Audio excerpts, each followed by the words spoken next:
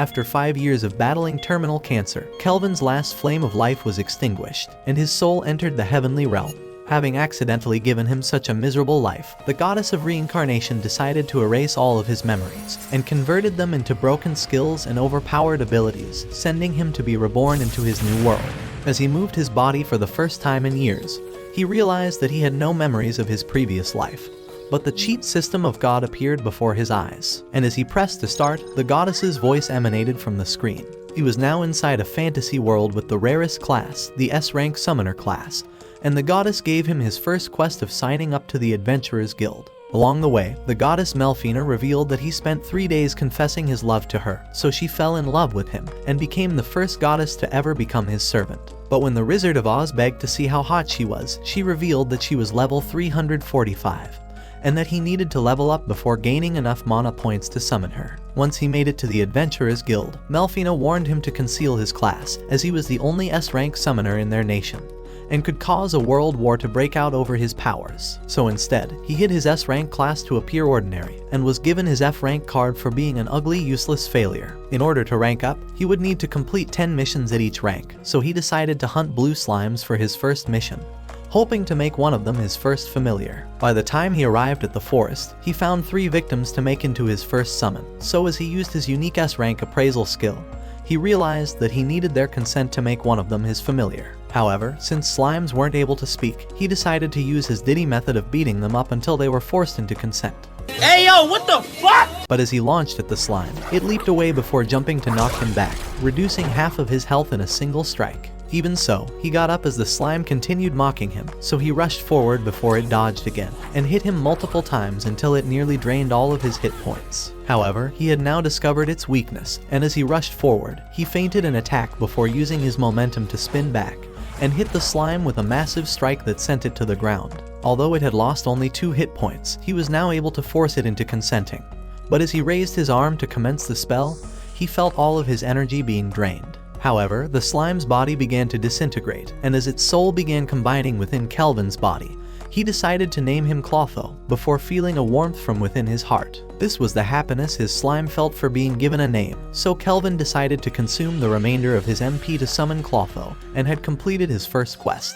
But although Kelvin didn't want Clotho killing his own kind to level up, the little fucker was a cannibal savage, and was excited to begin hunting his family. A few hours later, they located Clotho's parents, so as Kelvin leaped high, he used his wind magic to slash through Clotho's mom, while Clotho dashed around his father until he killed him off. He had grown significantly stronger because of his S-rank summoner skill, as it grants him 100 skill points for every familiar he tames. So after killing the 3rd slime, their mission was now complete, and he now had enough money to afford sleeping inside a ghetto motel for his first night. But along his way, he found a black marketeer selling slaves, and as he laid his eyes on a hot elf, he noticed the sad look in her eyes, and decided to walk away. A few hours later, he arrived at the inn, where a fat-ass disgusting hag welcomed him inside. But as he realized there were no baths in this world, Melfina reminded him that his disgusting ass never showered in his previous life anyway, just like you losers watching the video right now.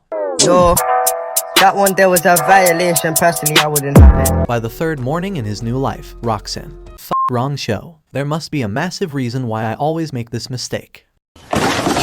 As Ruby congratulated him on being promoted to E rank, the other adventurers began suspecting him of cheating on his missions.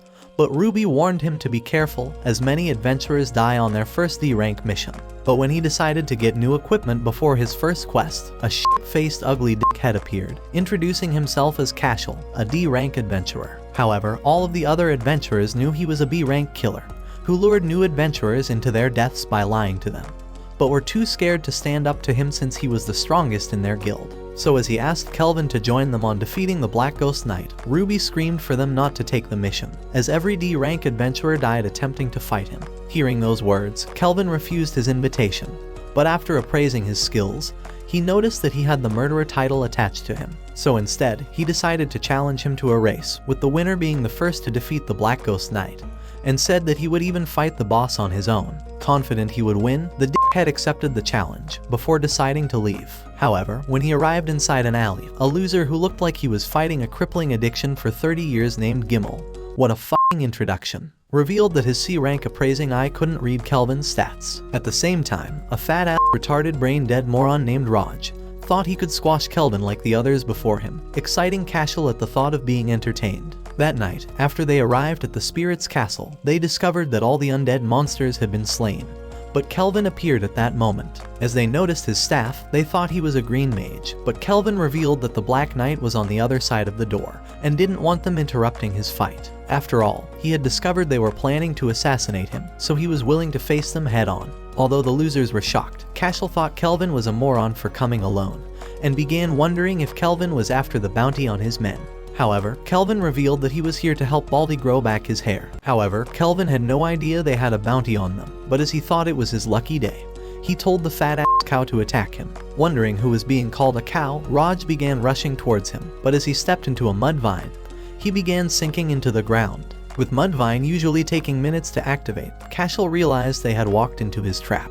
But Gimel thought he was useless for not detecting his magic at all. As Kelvin launched Wind Cutter on them, Gimel began running off, realizing he would die if he faced off against him. However, as Cashel began running to the corner, Kelvin summoned Clotho before Gimel's eyes, in its new form as an evolved slime Glutonia. So as the worthless douchebag began running back, Kelvin remembered how Clotho evolved into the legendary Quasi-Demon King class monster that once destroyed nations, as it hurled Gimel into the wall. With all his might, Raj managed to punch himself free, but as he thought he could take on the slime, it restrained him in an instant, so Cashel decided to charge in for the kill.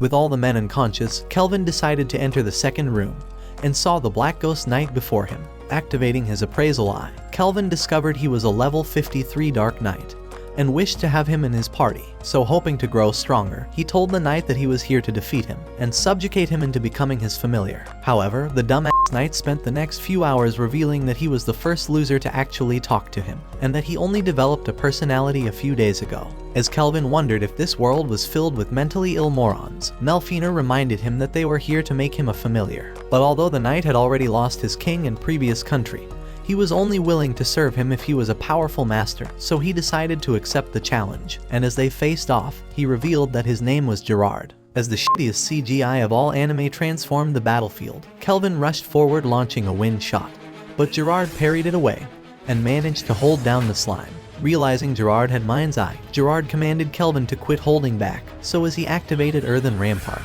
His slime self-destructed, but Gerard whipped a slash that destroyed his wall with a single strike. Realizing he was lucky to be alive, Kelvin cast Cleft Chasm to trip him off balance. But Gerard retaliated with a strike that nearly killed Kelvin. So as Clotho pierced him with a sword, Gerard managed to fend it off. But when Kelvin tried to suppress him with an air pressure spell, Gerard's internal memories began to return.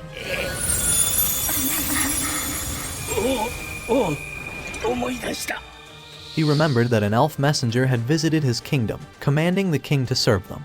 But after the king refused his demands, a terrible plague killed off his entire nation. His wife begged him to take their daughter away before losing her life, so with ghosts being the only thing that remained, he began escaping the hell that became his country. But even though he managed to leave, his horse died a few days later, and he had hit his limits a long time ago.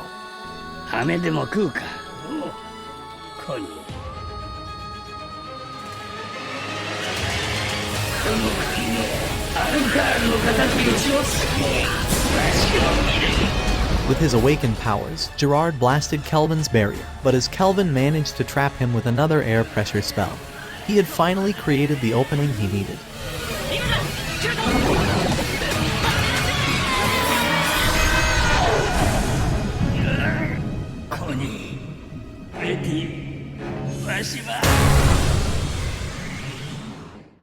The following day, he submitted a fragment of Gerard's armor for his reward, so as Ruby confirmed it was real, all the useless adventurers began wondering how he managed to beat him, and even defeated Cashel's disgusting group on his own. But as Ruby told Kelvin that he would be instantly promoted to D rank, she hoped he would show her what the D really stood for. However, Kelvin thought she was too flat for plot development. Damn! As Gerard thought Ruby would be a perfect addition to his harem, Melfina screamed that she was his only wife. But at that instant, Kelvin came across the guildmaster, and as he told him that his name was Leo, he wondered if he was reincarnated from another world. With his appraisal eye skill being A rank, Kelvin realized he was able to see straight through his stats, and knew he was f***ed since he wasn't careful. While they were inside his office, Leo knew that a weak adventurer wouldn't have been able to defeat Cashel, let alone the Black Ghost Knight without a party, and saw straight through his S-rank summoner skill. But with his secret already exposed, Gerard's voice told him to hold his ground, as he needed to create powerful allies who knew about his powers, so he can grow even stronger. So without any other choice, Kelvin decided to admit the truth, and wondered what Leo truly wanted. So as Leo began saying that he wanted a friend, he explained that he once met a group of heroes reincarnated from another world. But Kelvin never realized there were others like him. As Leo went on to say that they were the heroes of the Holy Empire of Durames, he explained that the priestess of Durames had summoned them after hearing the prophecy of God, and had revealed that the Demon King would soon be revived. All of the monsters across the continent had grown violent because of his revival, and he thought it was the same reason why the Black Ghost Knight was so strong during their battle. When Kelvin realized that Leo wanted him to protect the town from monsters, Leo told him that he would pay for the job, and even promised to increase his rank while giving him all the freedom he wanted. These words were all Kelvin wanted to hear, so as he agreed to help him, he shook his hand. Later that day, the fat-ass motel hostess named Claire congratulated him for getting promoted, and the disgusting old hag revealed that the news had spread throughout the entire town. On his way to his room, Gerard wondered if that fat bitch was another one of his conquests. But as Melfina began to cry, he said that the fat-ass bitch probably looked better than her anyway. What did he say? A few minutes later, while Kelvin was having lunch in his room, he remembered Leo's words about the Demon King. But Melfina told him that it was the job of the heroes to defeat him, so he could enjoy his new life instead. As he remembered his battle with Gerard, he thought he was lucky to have barely survived, and summoned Clotho at that moment. He had saved his cash inside Clotho's inventory skill, so as he headed outside, Gerard's voice wondered where he was going.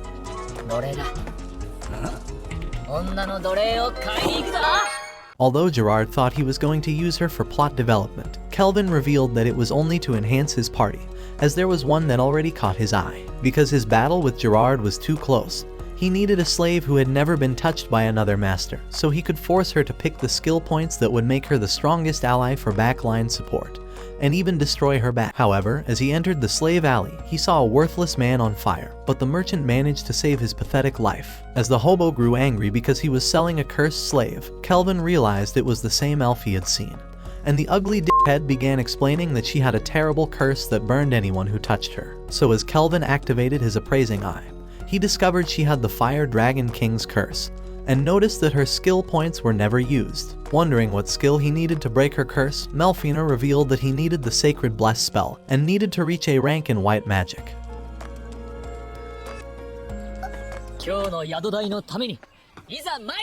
What did he say? By the time the sun was setting, the merchant screamed at the blondie for being such a worthless, pathetic slave.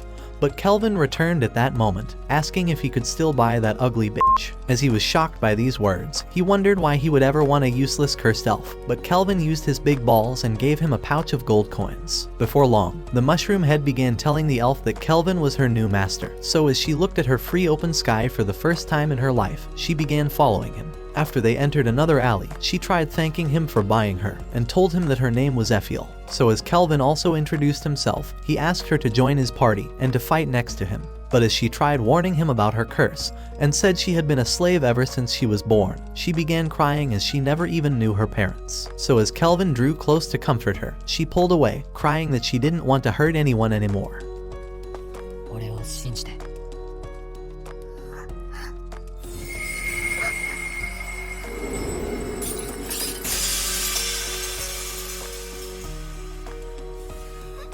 Although he didn't know what she's been through, he promised to never let her suffer anymore, and held her hands, telling her that her curse was now broken.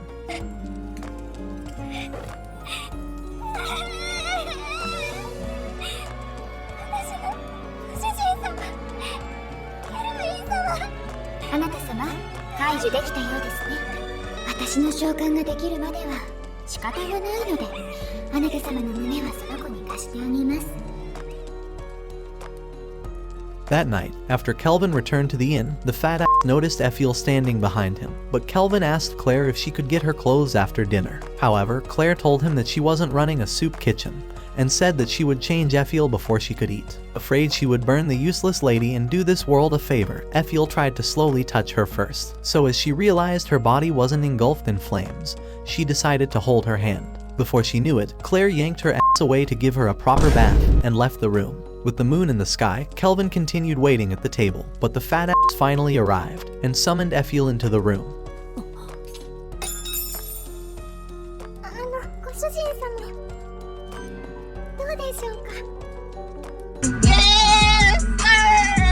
As he realized that Claire was the greatest woman of culture in the world, she tried telling him to say something already. Eventually, the simp told her that it was shampoo in his pants.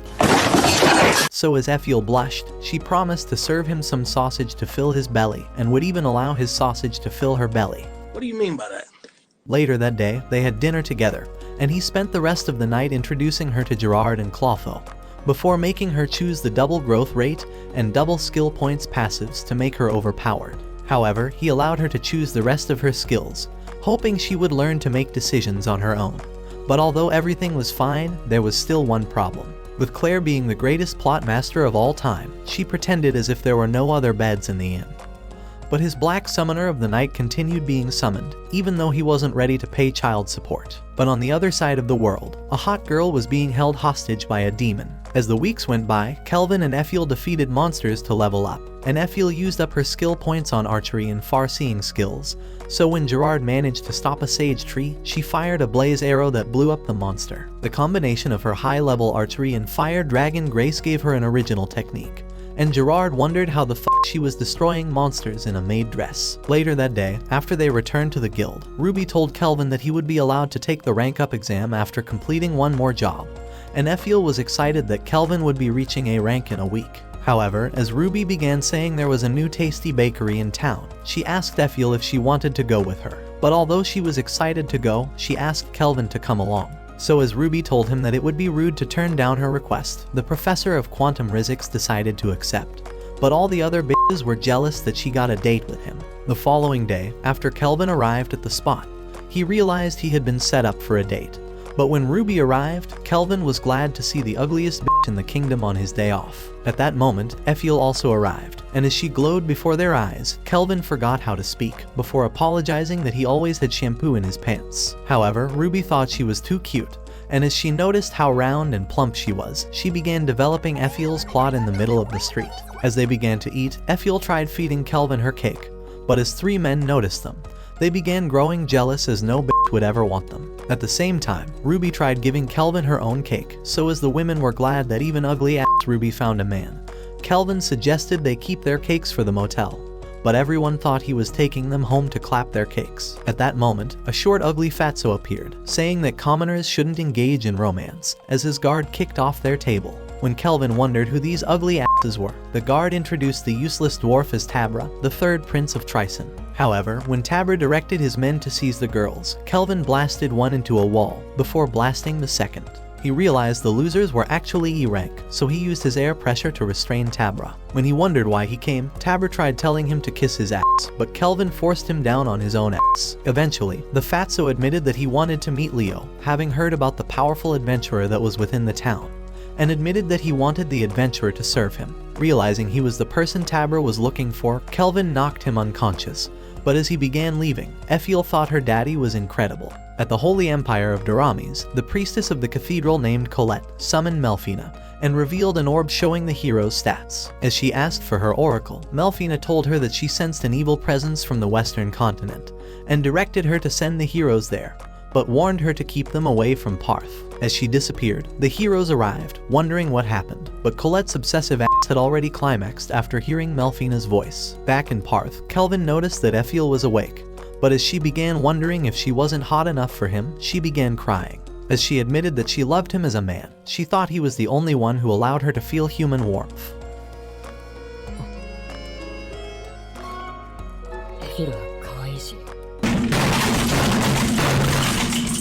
As his words made her happy, she got down and started giving him head, but he wondered why the fuck she was giving head to his chest. However, he realized they needed a home soon, as his black summoner couldn't survive any more of these nights. The following morning, as they observed the hero's stats, Kelvin realized they were actually weak and pathetic. But as he wondered what the fuck work they had been doing since they were summoned. The ugly hag began telling him that the guild was calling onto him. So as he visited Leo's office, the guild master revealed that a demon was found inside a D-rank dungeon, and that it was sealed inside. But although Kelvin was hesitant, Leo revealed that he was having a hard time cleaning an international mess that was caused by an ugly loser who beat up Prince Tabra. So as he asked him once more if he would accept the job, Kelvin accepted in an instant, and thought that Leo was the real demon. The next day, he arrived inside the hut with his group, and as Gerard opened the dungeon entrance, Ephiel cast a yellow orb to light the way. As they made their way down, they walked through the dungeon for hours, but realized that no monster was in sight. Eventually, they arrived at a door,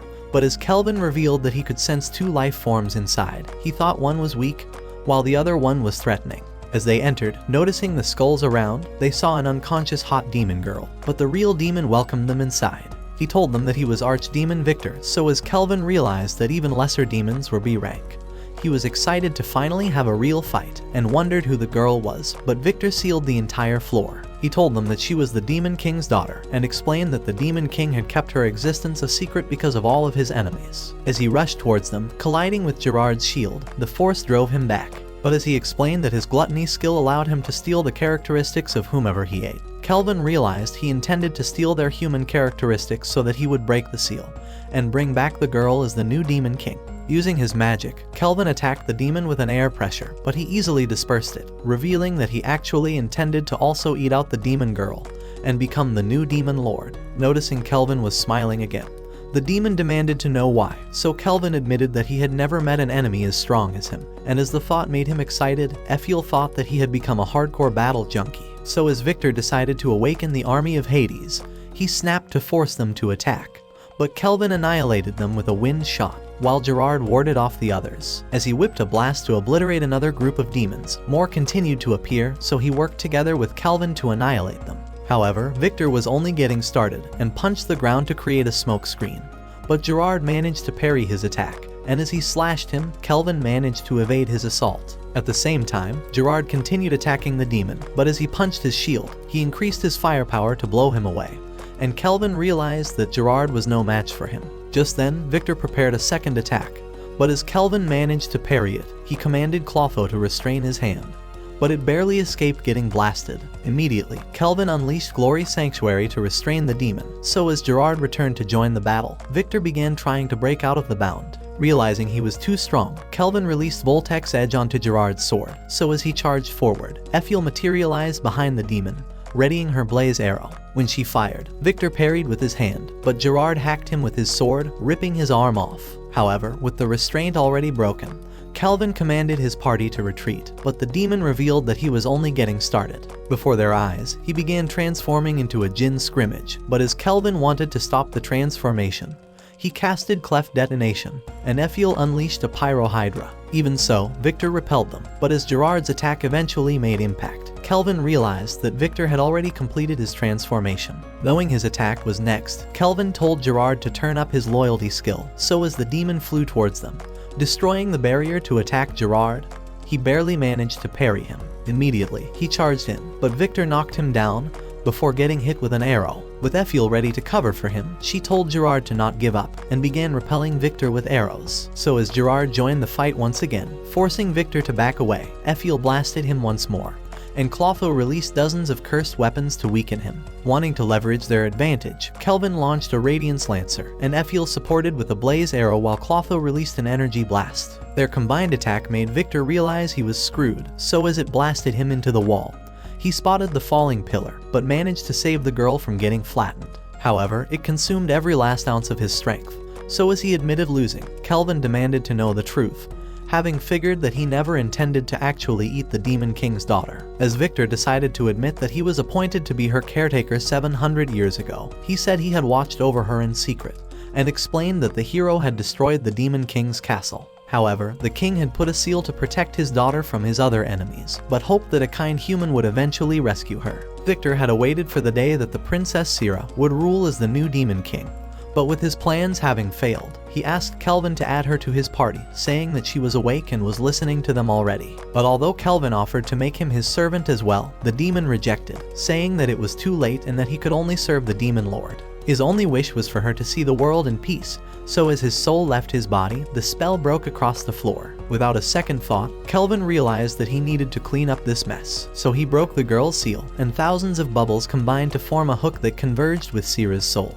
But as she woke up at that moment, she began to cry at Victor sacrificing his life for her. A few minutes later, they emerged from the barrier, so as a man named Erd appeared before them, Kelvin told him that they had killed the demon. As Efiel revealed his armor as proof, Erd wondered who the ugly bitch was, so Kelvin told him that she was possessed by a demon, but was actually glad that her magical fish hook was hiding her true identity. However, Gerard began twitching like an addict, so after going to a secret place, Gerard emerged from the void, having evolved into an Abyssal Knight Commander, one of the most powerful S-rank bosses from dungeons. Even so, he saw Sira was smiling for the first time, but as she asked him if he was okay with having the Demon Lord's daughter in his party, he revealed that he had ranked up his concealment spell to S rank, and promised to always protect her. When they entered the town, Sira was excited at the sight of all the people, and she revealed that this was her first time outside, but Kelvin told Efiel to watch over her. That night, when Kelvin returned from the guild, he realized that Ruby had thrown a party to celebrate his promotion to A rank,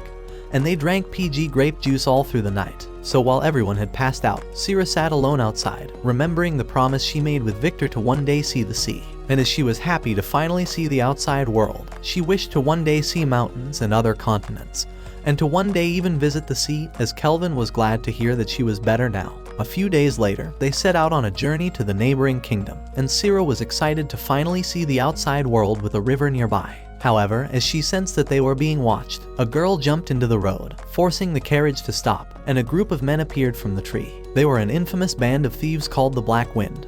But as Kelvin activated his appraising eye, he discovered they were level 30D rank losers, and told Sira to kick their ass. So as she leaped outside, the leader began saying that she would fetch a good price at the slave market. 了解。姉ちゃんいいことしようぜ。お断りよ。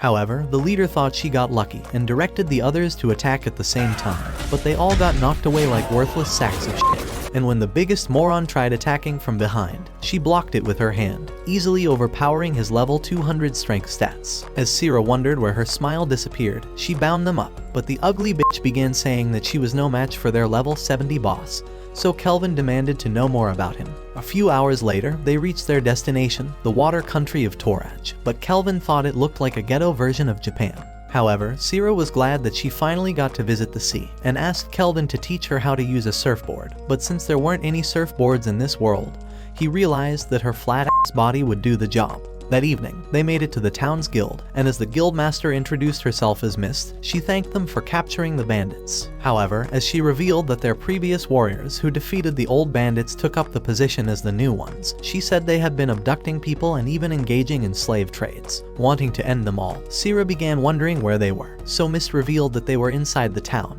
However, their leader was considered a national hero, and she thought that a single accident could create an international conflict. Just then, Kelvin decided to use thought communication, and asked Sira if her detection skills were picking up a group of 4 powerful adventurers. As Sira told him that she could sense a strong presence at the entrance to the town, she thought they were level 50 adventurers, but Kelvin thought it was his lucky day. So as he told Mist that they must allow the heroes party to do all the work, the heroes arrived at the same time. A few minutes later, Mist told them that she needed their help in fighting bandits, but as the useless hero named Toya grew eager to eliminate them, Setsuna tried reminding him that they were sent to another city instead. However, Tomato Head began saying that it was their duty to bring peace by solving everyone's problems, but Setsuna realized he was about to walk them straight into their deaths. Before their arrival, Kelvin had asked Mist to lie to the heroes and promised to save the slaves, but wanted to fight someone before leaving this country. Meanwhile, in a dungeon, a group of girls were chained up as slaves, but as Hisoka wanted to feel his dagger brushing up on the girls,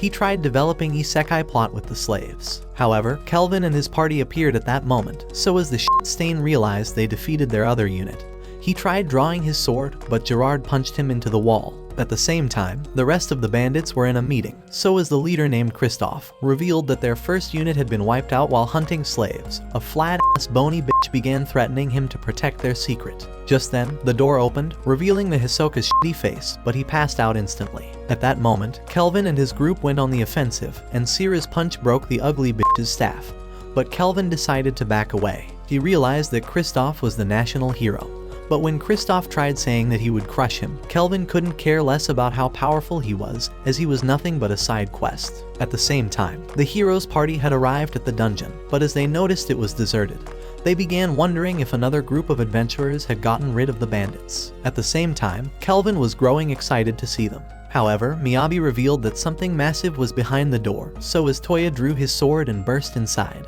they saw Clotho before their eyes, and Toya aimed his sword at it. But a little girl managed to stop him, explaining that the slime was the pet of the man who saved them, and warned them to not bully it. Realizing his blunder, the ugly moron decided to apologize, and revealed that they were the heroes of Daramis. So as the slaves were happy at hearing these words, Nana listened to Clotho's voice, and explained that it was ordered to protect the people who were abducted. Toya thought the adventurers had a tamer in their party, but the hot MILF asked them to support the adventurers, saying that the bandits' leader was still alive. Immediately, the heroes' party began rushing to the last room. But as they saw the unconscious bandits inside, the brain-dead moron thought they were too late, as they assumed the bandits were the adventurers. So as they came across Kelvin's group, Toya thought they were the Black Wind, and with Kelvin wanting to rile them up, he began saying that the people before them were a pathetic group of A-rank adventurers, and hoped they would be more interesting. Immediately, Toya drew his sword, saying that their job was to protect the people from thugs, and vowed to defeat them in the name of justice. However, Kelvin told him that they needed to get stronger first, and suggested he battled all four of them, with the loser granting the winners any one wish. Realizing they had the advantage, Miyabi tried saying that it was unacceptable, so Toya said they couldn't fight as cowards, and offered to fight him alone. However, Setsuna warned him that Kelvin was dangerous, and suggested they fight him together, so as the others agreed, the Tomato Head decided to accept the challenge. Before long, they began plotting for the battle, and Kelvin was delighted that his plans were working out perfectly, as he wanted to help them grow stronger. However, Gerard thought he was messed up in the head,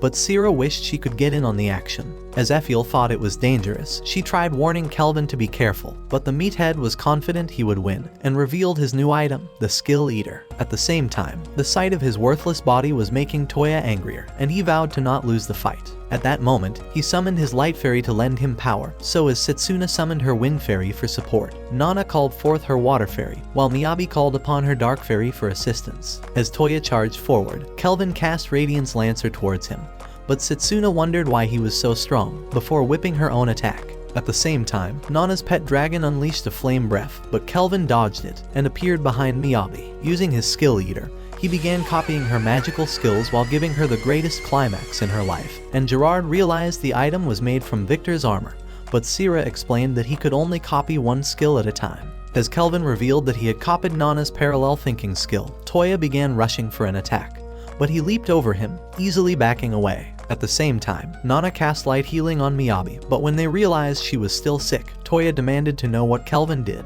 and continued going on the offense. However, Kelvin thought he was moronic for ditching the others, but as Toya knocked off his sword, saying he was better than him, Kelvin realized he was no match with the sword. With Toya wanting to press on the advantage, he tried closing in, but Kelvin parried with his hand, and the force repelled him a few inches back. Even so, he returned again, getting his attack parried, but as he continued the assault with his S-rank sword skills, Kelvin began hitting him with 1,000 punches, as Sierra revealed that he was using her S-rank martial arts skill. As his blows overwhelmed Toya, Setsuna charged in for support, but Kelvin summoned a huge wall to shield him. Without hesitating, Setsuna activated her Zenitsu strike, and launching high, she sliced the wall in a single slash. However, Kelvin leveraged the opening to lunge at her, but as Toya rushed in, Kelvin hurled an energy blast to consume them. Luckily, Toya managed to cover her, but when they noticed he was bleeding, Nana offered to heal him. However, Toya began saying that it was his duty to defeat the Demon King and save the world, but Setsuna smacked him to reset his brain. As she told the moron to think about himself, Kelvin thought this was turning into some gross romance confession scene. But Setsuna wondered why Toya would never use his brain for once. At the same time, Nana agreed that he was a brain-dead idiot, but Miyabi suggested they work as a team. So as Setsuna reminded him that he wasn't the only hero, Kelvin promised to use his brain from now on. 俺たちは4人で勇者だ。もういいのか？ However, Kelvin had grown bored of their soap opera, so when Toya told him that they were ready, a fairy light blew up in his face. But Kelvin thought they were getting clever. Just then, Nana cast Frostbond to trap his foot, and Miyabi suppressed him with a strong pressure. As Toya and Setsuna charged at the same time, Kelvin blasted them away, but Toya knew he was only alive because of the Light Fairy's shield. As Kelvin cast a white magic spell to restore his vision, he was glad that they learned how to coordinate their attacks. But the heroes wondered how he was unscathed. Wanting to school them, Kelvin began telling Nana and Miyabi to follow up with attack spells. But Miyabi said she would never forgive him for his humiliation. Ignoring her useless face, Kelvin told Setsuna to use Heaven's Walk in her attacks, saying she was too predictable, and wondered when Toya would use his dual-wielding skill. Realizing he had the appraisal skill, Toya grew determined to unleash his full strength, and released his second blade. Immediately, he rushed at him, and as Setsuna was ready to support him, Nana cast snowflakes towards Kelvin, forming large crystals, and eventually restraining him at the top. At the same time, Miyabi summoned a Grave Death Ogre and launched Gloom Lancer towards him, but Kelvin summoned an Adamantine Guardian to parry the attack. As the heroes noticed a second golem, Kelvin directed them to cover him, and activated a new spell that allowed him to create forbidden spells. As he began creating incantations for the new spell, with his mind calculating thousands of words per second using Nana's parallel thought skill, Setsuna grew desperate to stop him, and sliced the golems instantly. However, Kelvin released Radiance Crossfire to shatter all the crystals, revealing that he could analyze any spell with his appraising eye. But as Setsuna tried utilizing Heaven's Walk and rushed at him, Kelvin punched her in the ribs. Just then, he dodged the ogre's attack, but as he evaded another, he knocked Miyabi unconscious, forcing the ogre to disperse. Even so, Nana thought she could inflict damage on him, and launched with an icicle shield, but Kelvin unleashed Glory Sanctuary, restraining her mid-air before blasting her with an hyper impact. Luckily, Toya saved her from hitting the ground, and as his anger grew, he began attacking without a thought, but Kelvin bashed his useless face, knocking him unconscious. He told Toya that the only way to protect the world was to grow stronger, and said he would never grow by whining like a worthless moron. Later that day, after Toya woke up, he saw the girls before him, but when he noticed Kelvin, he tried warning him to stay away from the little girl. But Kelvin told him to open his fucking eyes. So as Toya noticed the slime, he realized that Kelvin's group were the adventurers who saved the people. And the girl told him that his empty-ass brain should have figured it out already. Accepting his blunder, Toya decided to beg for forgiveness, saying that they were wrong from the start. When he wondered why Kelvin never revealed the truth, he remembered how he tried to school them on the use of their skills, and as he realized he was a worse moron than he thought, he decided to apologize to his new master once again. However, Kelvin reminded him of their agreement to grant any one wish, so the loser promised to fulfill it. じゃあとりあえず脱げよ Yeah, that brother's starving. Later that day, all the rescued girls were loaded into a carriage, so as Kelvin watched them leave, Miss promised to send Kristoff and the rest of his group to jail. A few days later, an octopus sent Toya flying during training, so as Setsuna rushed at it, trying to slice it open, she realized it wasn't scratched. But Kelvin had grown bored watching the losers. As Setsuna and Toya prepared for its attack, the octopus charged up with electricity. But Kelvin tried warning Miyabi and Nana to remain focused, and to use their environment to overcome its natural advantage.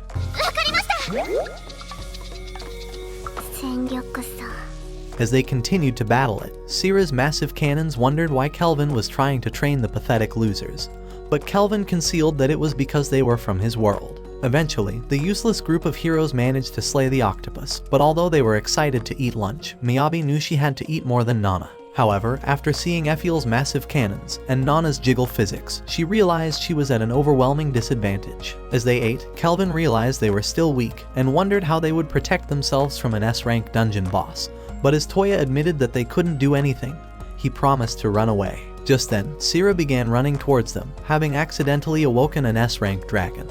But when Kelvin wondered if Toya would fight it, he told him that he couldn't endanger his party and would not fight any reckless battles. As the girls showed their support, Kelvin told him that he passed, having intentionally tested his resolve. The next day, while the heroes' party were about to leave, Kelvin gave them pendants as a parting gift, without revealing the secret spell imbued within them, as he hoped it never needed to be used. Before long, the heroes began sailing away, but as Toya thought Kelvin was incredible, he wondered if he could become like him. At the same time, Kelvin was happy to see the losers gone, But when Gerard wondered what he intended to do now, Kelvin told him that he wanted to avenge the destruction of his kingdom on the Lysia Empire. When he wondered if they could do it, Gerard affirmed that they were strong enough, and thought that Kelvin was an amazing man. At that moment, Sira bumped into him, revealing that a messenger had arrived from the guild. So as she told him that they were being summoned by the king, Kelvin was excited to finally get some rice. By the time they arrived at the castle, Kelvin discovered it was built like a Japanese home, so Gerard revealed that their first ruler reincarnated from another world. He thought it was the reason why the castle had a unique shape, but when they entered, Kelvin noticed the tatami and walked in without his boots. The others decided to do the same, so as they bowed before the king, a girl welcomed them, revealing that she was the current ruler, and said her name was Tsubaki Fujiwara. She thanked them for defeating the cave dragon and apprehending the bandits, but as she was willing to reward their effort, she asked Kelvin to make any wish. Without hesitating, Kelvin decided to ask for some rice, saying they didn't want money from her broke-ass town or her flat-ass chest. But Tsubaki was glad he was better than the previous hero. Deciding to grant his wish, she promised to deliver all the rice he wanted, and revealed the banquet she already prepared. As Kelvin noticed all the food before him, and eventually saw the rice, the sight of it made him excited, and he screamed to finally taste some in this world. A few days later, while Kelvin was eating lunch, Tsubaki joined him at his table, asking him to stay in her nation and work for her. But although Kelvin said they needed to return to Parth, she asked him to become her personal caretaker, and take care of her in all kinds of ways every night. She want me. As he realized blood was about to be shed, he thanked her for her kind offer, so she decided to give him a special way of going home. Before long, she took them to a teleport gate, saying that they could follow it to their town. The only thing they needed was their guild ID, so as she revealed that Leo already gave them his permission, Kelvin realized that the bastard kept this ability a secret from them, and so they began heading inside. Later that day, after they had returned to Parth, Kelvin revealed that he intended to buy a house to get away from the fat-ass old hag, and soon led his group to their new home. As he told them to take any room, Ephiel asked to stay next to him before going to the kitchen. But the only thing Gerard was looking forward to was the training room in the basement, and Clotho's only wish was to be in the big yard. But after Kelvin made it to his bath, he was excited that he would never enter that room again, because he was as disgusting as you losers watching the video right now. Before long, the two slaves from the dungeon arrived to work as his maids. So as the woman introduced herself as Ellie, she told them that her daughter's name was Luca. That night, when Kelvin tried to sleep, Melfina revealed that he finally had enough mana to summon her. So as he was finally about to see how she looked after all this time, he raised his hand.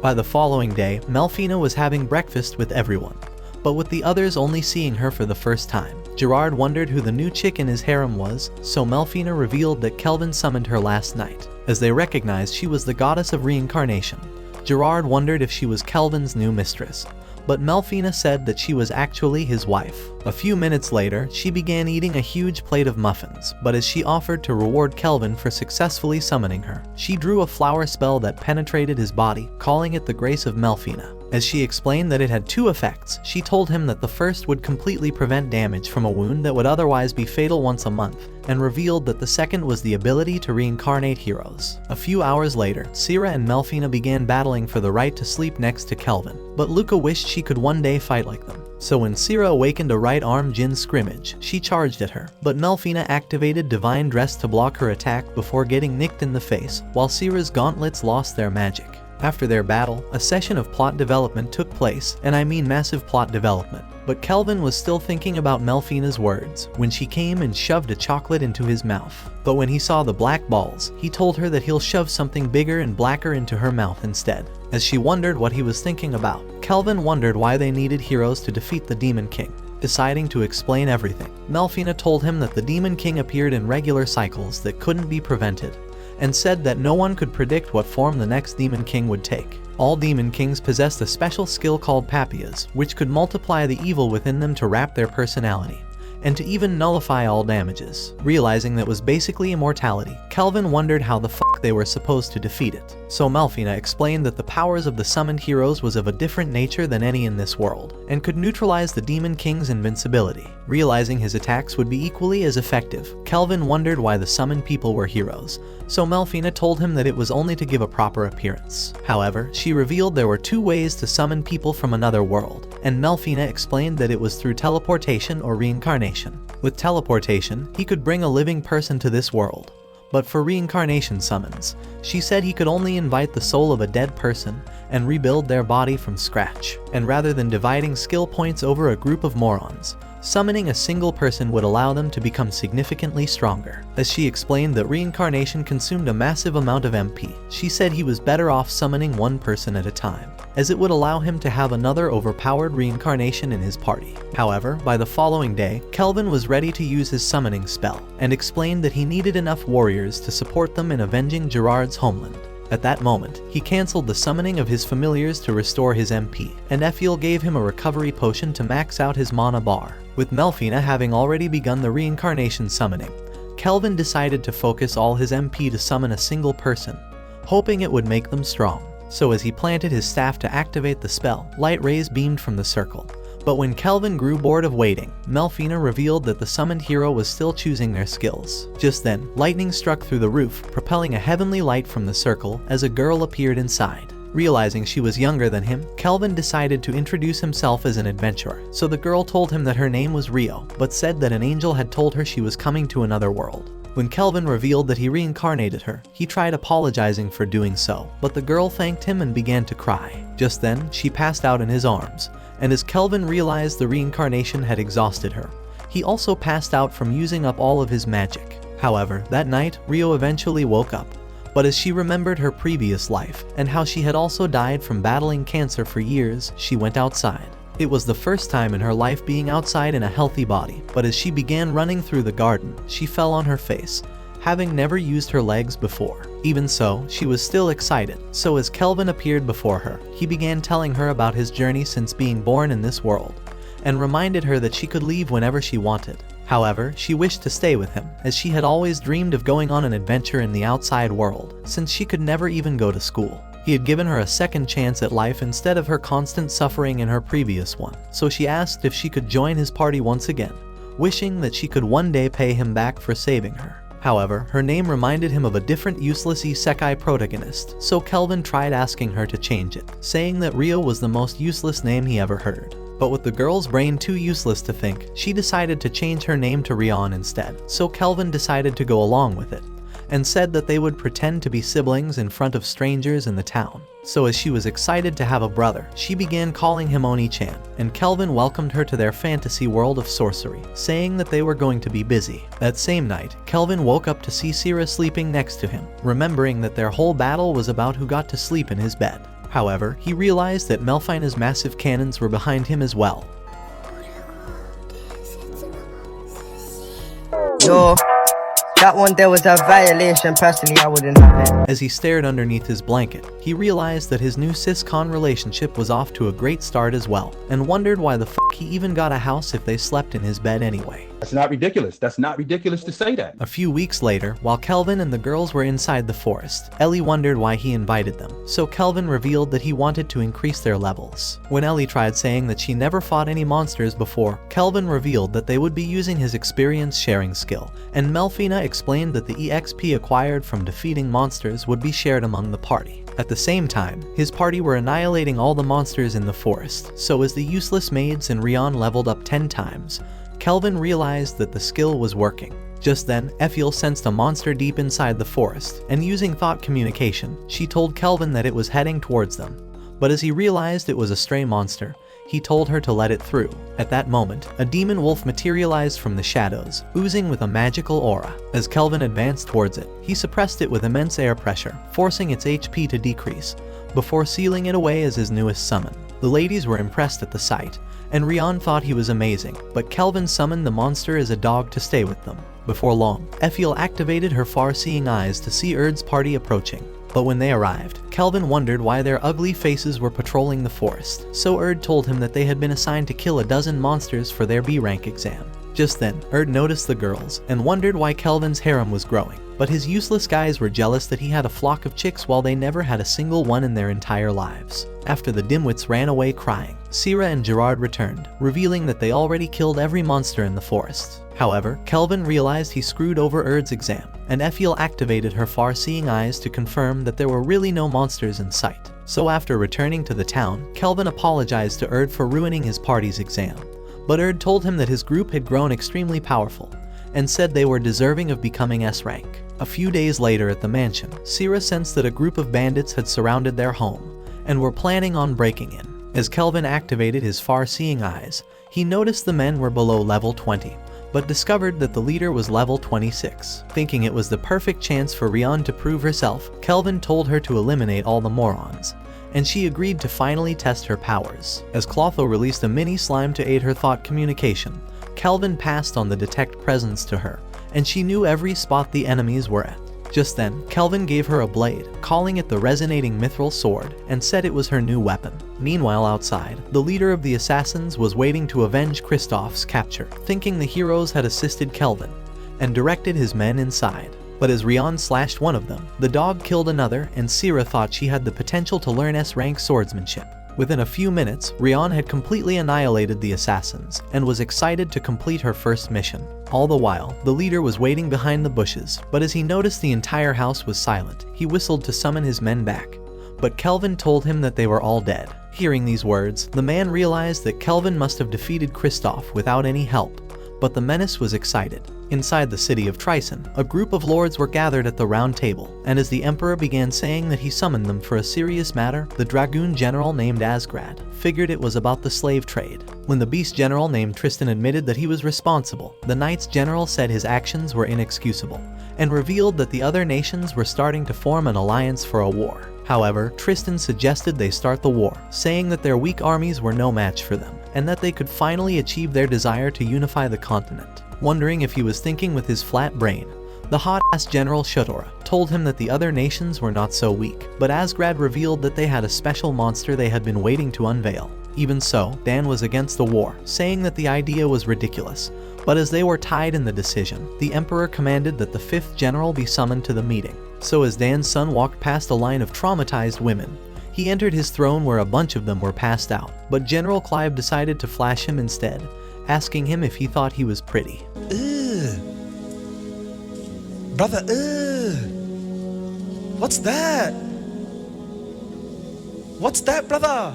At the same time, Kelvin and his group were traveling through the Crest Forest, hoping to find an elf village. Because the previous day, Leo had told Kelvin that the kingdom of Trison sent the assassins to attack him, and as he revealed that they were also attacking their neighboring nation Gon, he thought they intended to invade it. As Kelvin figured they had declared a war, Leo warned him to be careful, saying that Trison could attack him again. Just then, he showed him a letter from the Beast King of Gon, saying that he was offering him an S-rank promotional exam. So as Rion thought Kelvin was amazing to have earned an invite from a king, Melfina revealed that the Beast King was also an S-rank adventurer who left his home to get stronger. With the king being equally strong, Sierra began wondering why they were being assigned to protect an elven village as Kelvin's S-rank exam. So Kelvin explained that the king wished to stay neutral in the war. Just then, an arrow landed in their way, but as Kelvin realized they were surrounded by elves, he revealed his letter, explaining that the king of Gon had ordered them to come.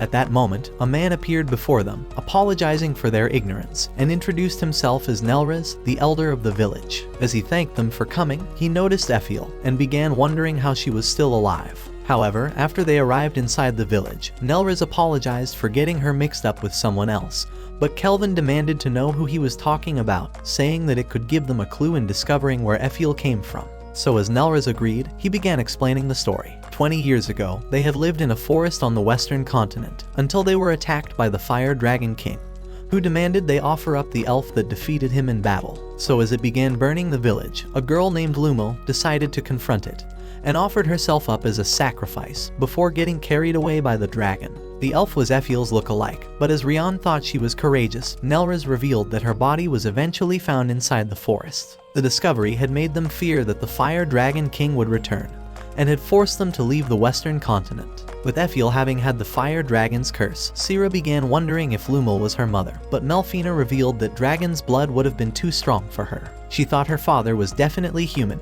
although her mother was likely Lumil herself. Noticing she was sad, Nelris decided to apologize for having no clue where she came from.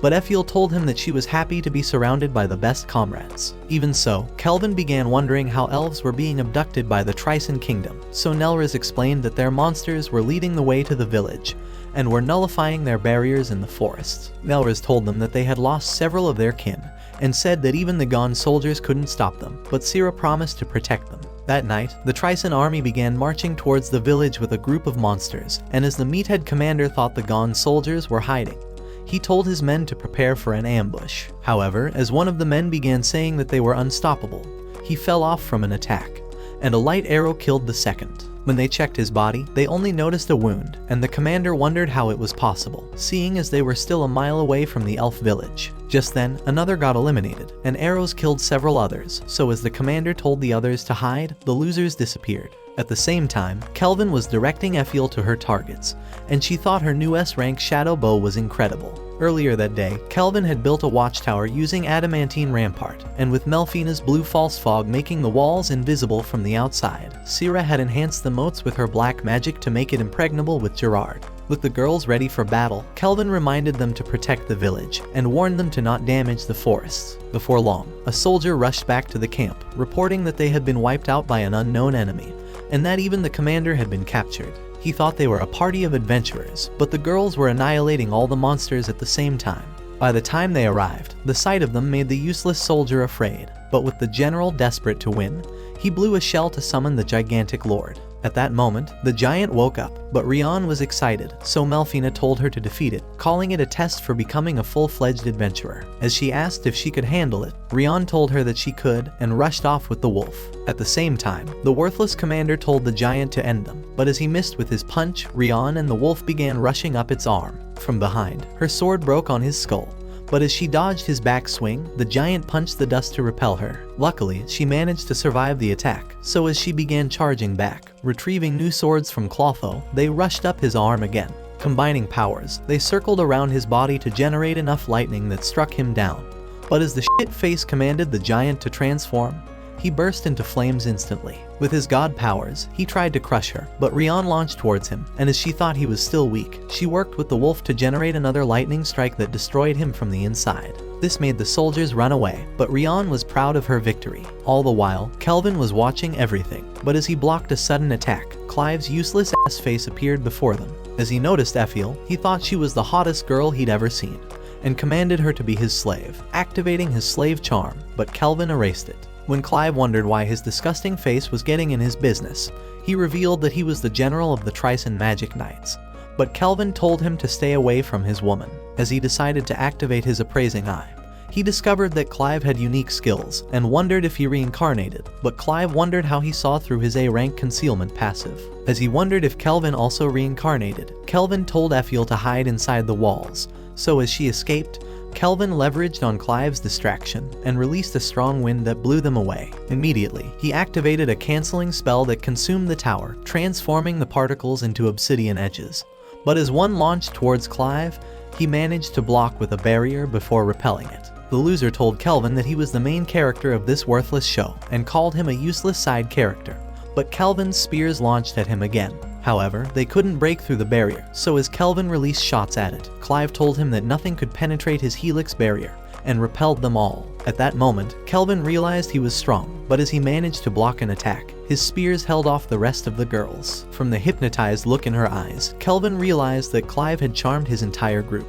But Clive still wanted to add Effiel into his party. However, as a laser shot penetrated his barrier, Clive realized that Effiel had fired it. Just then, Kelvin's golems appeared to join the battle, so as Kelvin explained that he gave them souls so that they would act autonomously, Clive realized he used black magic. As the golems clashed with the girls, Kelvin realized they would finally have an uninterrupted fight. At that moment, Clive readied his scepter, so as they launched high into the sky, Kelvin evaded his attacks and soared towards him, but Clive told him that he was invincible. Immediately, Kelvin overwhelmed him with attacks, forcing him to maneuver his way through, but as Clive offered to make him his servant, he released energy beams that followed Kelvin across the skies until he destroyed their edges. Even so, Clive thought he could kill him and shot more energy beams, but Kelvin noticed they were hitting the girls, and tried warning him to stop, but Clive couldn't care less about their deaths. Without any other option, Kelvin decided to ascend further towards the sky to pull him away. However, Clive began saying that humans were meaningless in this world, as he was superior to them, and revealed that the power he acquired when he reincarnated allowed him to do whatever he wanted as if he was God. So when Clive demanded to know if he was enjoying his new life, Kelvin told him that he only enjoyed battling strong opponents.